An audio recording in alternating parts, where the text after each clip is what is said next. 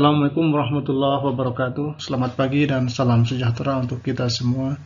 Pertama-tama perkenalkan, nama saya Wahidun Wijaiswara, Parediklat Keagamaan Denpasar. Bapak Ibu guru, khususnya peserta diklat yang berbahagia. Dalam kesempatan ini kita akan bersama-sama belajar dan memahami tentang konsep dasar model-model pembelajaran. Video ini adalah video seri pertama yang kami buat sebagai salah satu bahan diklat dalam diklat teknis substantif model-model pembelajaran. Besar harapan kami jika video ini dapat memberikan pemahaman awal sebelum nantinya Bapak Ibu mengikuti sesi pembelajaran yang sesungguhnya. Lalu apa yang akan kita bahas dalam video ini? Mari kita lanjutkan ke slide berikutnya.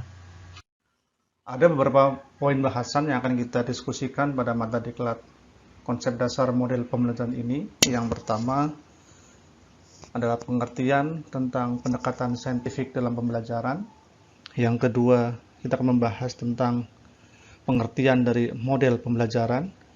Sedangkan yang ketiga, kita akan membahas tentang prinsip-prinsip model pembelajaran. Dan yang keempat, kita nanti akan membicarakan tentang jenis-jenis model pembelajaran.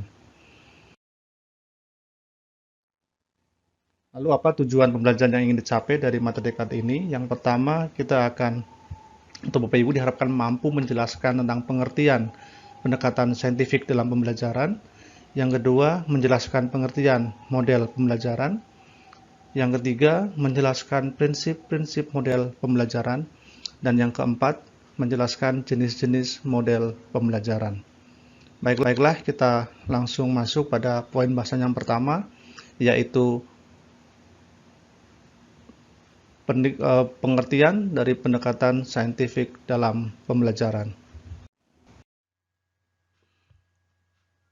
Sejak diberlakukannya kurikulum 2013, pemerintah melalui Kementerian Pendidikan dan Kebudayaan telah menetapkan pendekatan saintifik sebagai pendekatan yang wajib digunakan oleh setiap satuan pendidikan dari jenjang terendah sampai jenjang yang tertinggi. Apapun mata pelajarannya, pendekatan yang dipakai adalah pendekatan saintifik. Lalu apa sebenarnya pendekatan saintifik itu? Pendekatan saintifik atau sering juga disebut dengan pendekatan ilmiah didefinisikan sebagai suatu cara atau mekanisme untuk mendapatkan pengetahuan dengan prosedur yang didasarkan pada suatu metode ilmiah. Jadi pembelajaran dengan pendekatan saintifik adalah proses pembelajaran yang dirancang sedemikian rupa agar peserta didik secara aktif mengkonstruk konsep, hukum, atau prinsip melalui tahapan-tahapan mengamati, merumuskan masalah, mengajukan atau merumuskan hipotesis, mengumpulkan data dengan berbagai teknik, menganalisis data, menarik kesimpulan, dan mengkomunikasikan konsep hukum atau prinsip yang ditemukan tersebut. Ini yang biasa disebut dengan 5M. Jadi 5M inilah yang menjadi komponen utama dalam pendekatan saintifik. Lanjut ke poin bahasan kedua, yaitu konsep dasar model-model pembelajaran. Dalam bahasan konsep dasar model-model pembelajaran ini, pertama-tama kita akan membahas pengertian model-model pembelajaran. Yang kedua, ciri-ciri model pembelajaran. Yang ketiga, dasar pertimbangan pemilihan model pembelajaran. Dan yang keempat adalah peran model pembelajaran. Baiklah, sekarang kita mulai dengan sub bahasan yang pertama, yaitu pengertian model-model pembelajaran. Terkait pengertian model pembelajaran, beberapa ahli memberikan pendapatnya tentang model pembelajaran. Definisi yang pertama tentang model pembelajaran diberikan oleh Joyce and Weil dalam Rusman 2018, yang mengatakan bahwa model pembelajaran adalah suatu rencana atau pola yang dapat digunakan untuk membentuk kurikulum atau rencana pembelajaran jangka panjang, merancang bahan-bahan pembelajaran, dan membimbing pembelajaran di kelas atau yang lain. Itu pendapat dari Joyce and Weil dalam Rusman 2018. Yang kedua dari Trianto 2009, dia mengatakan bahwa model pembelajaran merupakan pendekatan yang luas dan menyeluruh serta dapat diklasifikasikan berdasarkan tujuan pembelajarannya, sintaks atau pola urutannya, dan sifat lingkungan belajarnya. Yang ketiga pendapat dari Saiful Sagala, yaitu Model pembelajaran merupakan kerangka konseptual yang menggambarkan prosedur sistematis dalam mengorganisasikan pengalaman belajar peserta didik untuk mencapai tujuan belajar tertentu dan berfungsi sebagai pedoman dalam merencanakan dan melaksanakan aktivitas belajar mengajar. Pendapat keempat diberikan oleh Richard Arens. Dia mengatakan bahwa model pembelajaran lebih mengacu pada pendekatan yang akan digunakan, termasuk di dalamnya terdapat tujuan pembelajaran, tahap-tahap dalam kegiatan pembelajaran, lingkungan pembelajaran, dan pengelolaan kelas. Model pembelajaran juga memiliki ciri-ciri tertentu yang membedakan model pembelajaran dengan metode, pendekatan, ataupun strategi pembelajaran. Model pembelajaran memiliki ciri-ciri sebagai berikut. Yang pertama, berdasarkan teori pendidikan dan teori belajar dari para ahli tertentu. Yang kedua, mempunyai misi atau tujuan pendidikan tertentu. Yang ketiga, dapat dijadikan pedoman untuk perbaikan kegiatan belajar mengajar di kelas. Yang keempat, memiliki bagian-bagian model yang dinamakan sintaks, prinsip reaksi, sistem sosial, dan sistem pendukung. Yang kelima, yaitu memiliki dampak sebagai akibat terapan model pembelajaran, baik dampak langsung atau instructional effect, ataupun nurturing effect, dampak tidak langsung. Dan yang keenam, membuat persiapan mengajar dengan model pembelajaran yang dipilih. Itulah ciri-ciri dari model pembelajaran. Lanjut ke poin bahasan berikutnya, yaitu prinsip model pembelajaran. Suatu model pembelajaran mempunyai prinsip yang terkandung di dalamnya. Prinsip tersebut bertujuan untuk mengetahui dan memahami suatu karakteristik model pembelajaran. Joyce and Weil mengemukakan beberapa prinsip dalam model pembelajaran, yakni sebagai berikut. Yang pertama, sintaks. Sintaks di dalam model yaitu langkah-langkah, fase-fase, atau urutan kegiatan pembelajaran. Jadi sintaks adalah deskripsi model dalam action. Setiap model mempunyai sintaks atau struktur model yang berbeda-beda. Sintaks merupakan pedoman bagi guru dalam menyusun tahap demi tahap kegiatan dari awal sampai akhir selama proses pembelajaran. Sintaks disusun secara terstruktur sehingga tidak bisa dirubah urutannya. Hal ini bertujuan untuk memudahkan siswa dalam mengkonstruksi pengetahuannya secara bertahap. Prinsip yang kedua adalah prinsip reaksi, yaitu reaksi pembelajar atas aktivitas-aktivitas pembelajar. Jadi prinsip reaksi itu akan membantu memilih reaksi-reaksi apa yang efektif dilakukan oleh pembelajar. Salah satunya yaitu guru berperan membimbing dan membantu siswa dalam melakukan kegiatan pembelajaran seperti eksperimen ataupun mengamati.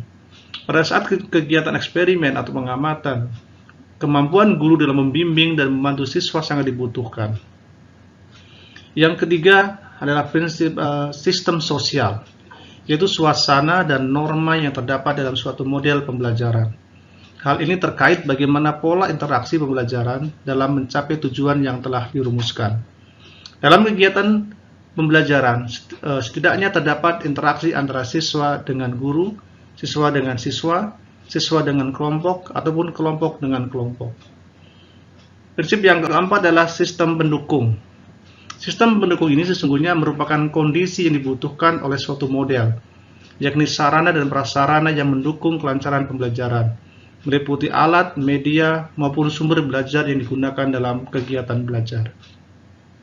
Yang kelima adalah dampak instruksional atau instructional effects.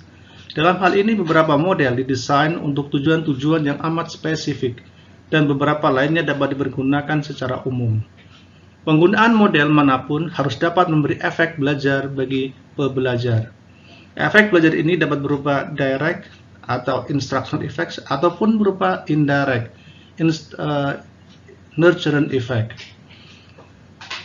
Instructional effects adalah pencapaian tujuan sebagai akibat kegiatan-kegiatan instruksional, biasanya berupa pengetahuan dan keterampilan. Yang keenam adalah dampak pengiring atau nurturing effect, yaitu efek-efek pengiring yang ditimbulkan model sebagai akibat dari terciptanya suasana belajar yang dialami oleh siswa dan guru. Dampak pengiring merupakan dampak di luar tujuan pembelajaran yang telah dirumuskan. Sebelum menentukan model pembelajaran yang digunakan dalam kegiatan pembelajaran, ada beberapa hal yang harus dipertimbangkan oleh Bapak Ibu dalam memilihnya, yaitu yang pertama, pertimbangan terhadap tujuan yang hendak dicapai. Hal ini terkait dengan kompleksitas tujuan, kompetensi tujuan yang akan dicapai, yaitu kompetensi akademik, kepribadian, sosial, atau keterampilan. Pertimbangan kedua adalah pertimbangan yang berhubungan dengan bahan atau materi pembelajaran. Terkait dengan materi pembelajaran, apakah itu berupa fakta, konsep, hukum, atau teori, kemudian ada tidaknya prasyarat untuk mempelajari materi pembelajaran tersebut, kemudian juga terkait dengan bahan atau sumber-sumber yang relevan untuk mempelajari materi tersebut. Yang ketiga, pertimbangan dari sudut peserta didik atau siswa. Hal ini terkait apakah model pembelajaran tersebut sesuai dengan tingkat kematangan peserta didik, minat, bakat, dan kondisi peserta didik. Kemudian juga dipertimbangkan apakah model tersebut sesuai dengan gaya belajar peserta didik. Yang keempat adalah pertimbangan lainnya yang bersifat non-teknis.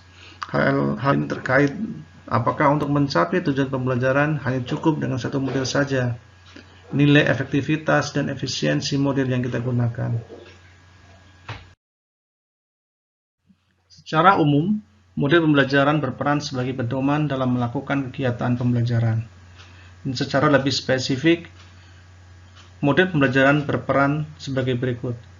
Yang pertama, model pembelajaran berperan menciptakan perubahan tingkah laku siswa, baik secara kognitif, psikomotor, maupun afektif.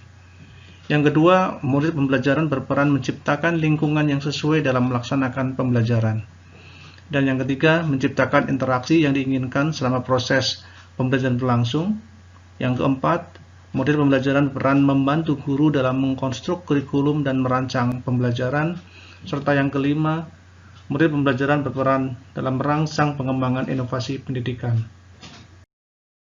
Terkait dengan jenis-jenis model pembelajaran, saya yakin sekali Bapak Ibu sudah mengenal nama-nama model pembelajaran, terutama dari buku-buku model pembelajaran inovasi, buku-buku model pembelajaran kontemporer, dan lain sebagainya.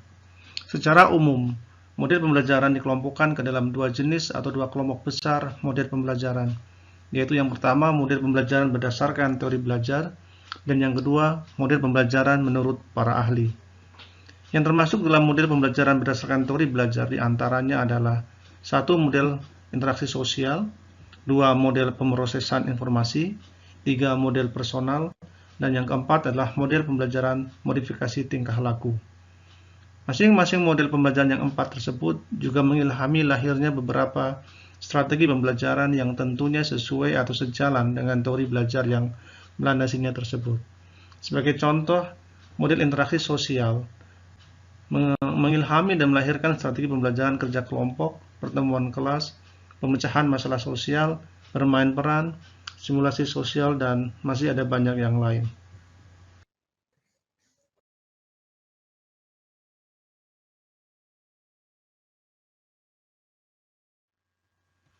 Sedangkan pengelompokan model pembelajaran yang kedua adalah model pembelajaran menurut para ahli, yang terbagi ke dalam 1. PPSI atau prosedur pengembangan sistem instruksional, yang kedua model Glaser, yang ketiga model Gerlach and Ely, yang keempat model Gerald A. Camp, dan yang kelima adalah model pembelajaran kontekstual. Terima kasih dan semoga bermanfaat bagi Bapak Ibu sekalian. Kalau ada hal-hal yang kurang jelas dan perlu didiskusikan, nanti kita akan bertemu dalam sesi chat dan diskusi dalam Diklat e-learning model-model pembelajaran. Wassalamualaikum warahmatullahi wabarakatuh.